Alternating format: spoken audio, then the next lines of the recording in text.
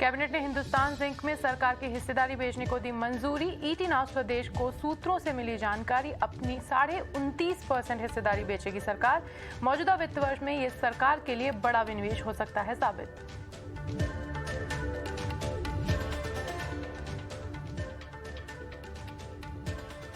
Speciality steel के लिए PLI scheme में बदलाव को जल्द मंजूरी दी जा सकती है और कुछ नए सेक्टर्स को भी जोड़ा जा रहा है। हफ्ते के आखिर तक फैसले की संभावना।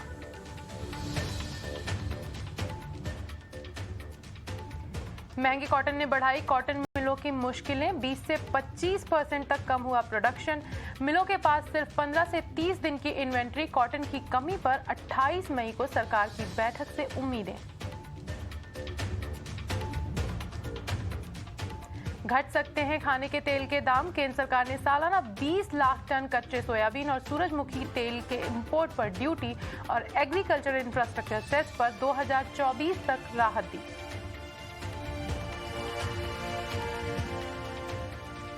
छत्तीसगढ़ रेल फ्रेट प्रोजेक्ट को लेकर अल्ट्राटेक को मिली सुप्रीम कोर्ट से राहत। कोर्ट ने श्री सीमेंट को दिया 6 हफ्ते तक काम रोकने का आदेश। छत्तीसगढ़ हाई कोर्ट करेगा मामले की सुनवाई।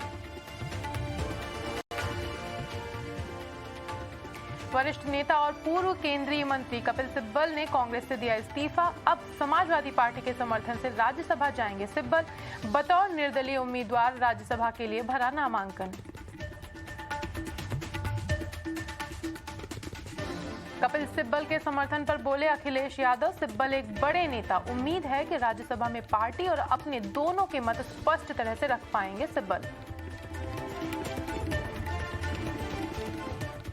यासिन मलिक की सजा के ऐलान में हुई देरी। किसी भी वक्त आ सकता है दिल्ली की पटियाला कोर्ट का फैसला। पुलिस ने एनआईए कोर्ट की सुरक्षा को बढ़ाया। एनआईए ने स्पेशल कोर्ट से की कश्मीरी अलगाववादी नेता यासिन मलिक को फांसी की सजा देने की गुजारिश। मलिक को टेरर फंडिंग मामले में ठहराया गया है दोषी। पूर्व वित्त मंत्री पी चिदम्बरम के बेटे और कांग्रेस सांसद कार्ति चिदम्बरम के खिलाफ ईडी ने दर्ज किया मनी लॉन्ड्रिंग का केस। कार्ति चिदम्बरम पर पैसा लेकर चीनी नागरिकों को अवैध तरीके से वीजा दिलाने का है आरोप। शिवसेना नेता यशवंत यादव को ईडी के समन पर भड़के संजय राउत। कहा, अब केवल महाराष्ट्र के 12.5 करोड़ लोगों को समन जारी करना बाकी रह गया है। कांग्रेस एनसीपी शिवसेना को वोट करने वालों को भी भेजेगा सम्मन। सतारा के प्रतापगढ़ में अफजल खान की कब्र की सुरक्षा बढ़ाई गई। एमएनएस नेता राज ठाकरे के विवादित बयान के बाद प्रशासन ने बढ़ाई सुरक्षा।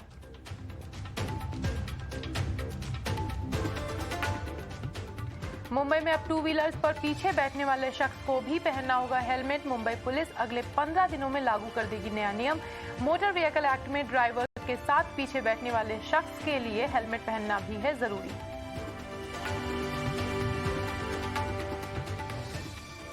कैप्टन अभिलाषा बराक बनी भारतीय सेना में एविएशन कॉर्प्स की पहली महिला ऑफिसर। अभिलाषा ने कामयाबी के साथ ट्रेनिंग की पूरी। अभिलाषा को कॉम्बैट एविएटर के तौर पर किया गया है शामिल।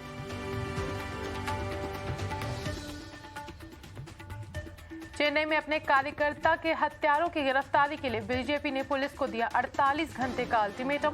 कल चेन्नई बीजेपी के SC/ST विंग के अध्यक्ष बालचंद्रन की हुई थी हत्या।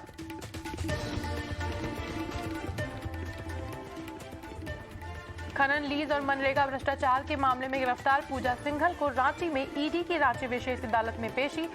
कोर्ट ने 9 जून तक के लिए न्यायिक हिरासत में भेजा।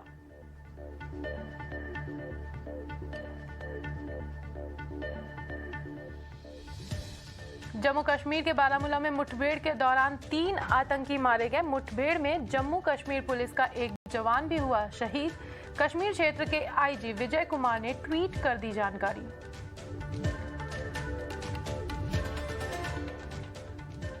पाकिस्तान के कराची में रहता है भगोड़ा दाऊद इब्राहिम। नवाब मलिक के खिलाफ मनी लॉन्ड्रिंग केस के एक गवाह ने ईडी को दिया ये बयान। गवाह का कहना है कि हर महीने अपने सगे संबंधियों को 10 लाख रुपए भेजता है दाऊद।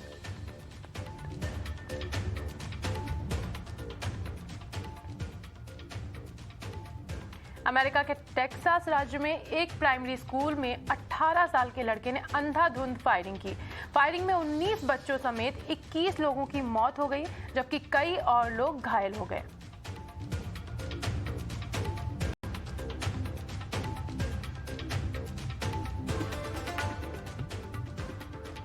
यूएस राष्ट्रपति जो बाइडेन ने टेक्सास की घटना को नरसंहार करार दिया। साथ ही बाइडेन ने राजनेताओं से गन लॉबी के खिलाफ खड़े होने की बात कही।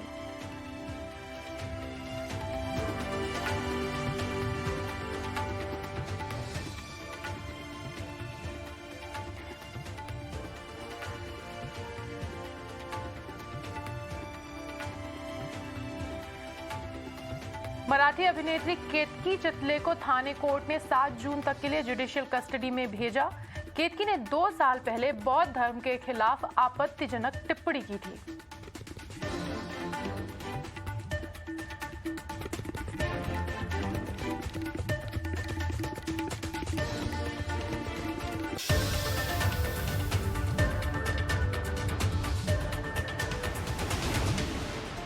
नमस्कार, स्वदेश खबर में आपका स्वागत है। मैं हूं प्रगति वाजपेयी। खबरों में विस्तार से। वीकली